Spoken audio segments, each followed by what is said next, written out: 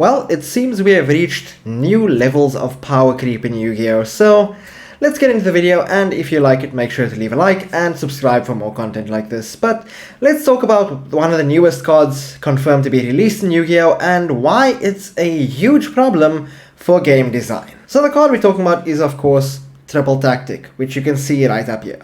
It's a normal spell coming in Photon Hypernova, which says if your opponent has activated a monster's effect this turn, you can set one normal spell or trap from your deck, but you can't activate it that turn. But if your opponent controls a monster, you can just add it to your hand instead, and it seems to suggest that you can actually activate it that turn if your opponent controls a monster, because if it's a normal spell, you can just add it to your hand, which means you should be able to activate it.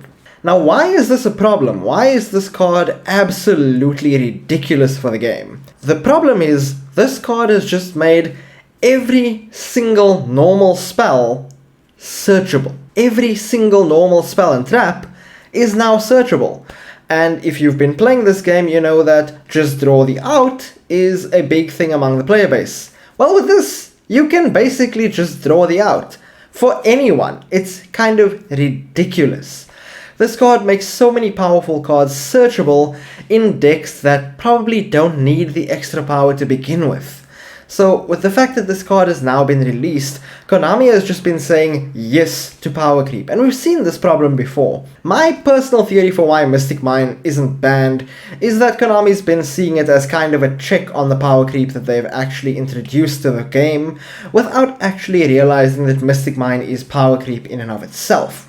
But now this card, Triple Tactic, seems to be going in a whole new direction, where before we had archetypes that could search each other out, and we know how powerful Alistair, Aluba, all those cards are that can search other cards in their archetype. They are exceptionally powerful, which is why generic spells and traps have been, thankfully, non-searchable, because they are so powerful that being able to search them from your deck means the game would reach a new level of power creep.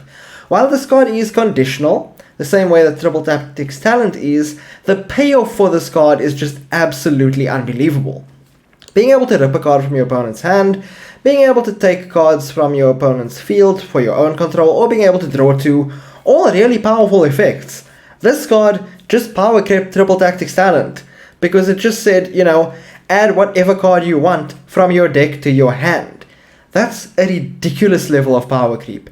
And honestly, I think this card is going to be a staple 3 of, and going to be in a lot of people's decks going forward. I don't see this card not being meta warping, and it has just proven to be such a problem, because the final bastion of playability we had in Yu-Gi-Oh! Is that normal spells, normal traps, not all of them are searchable. Some of them are so ridiculously powerful that they are not searchable.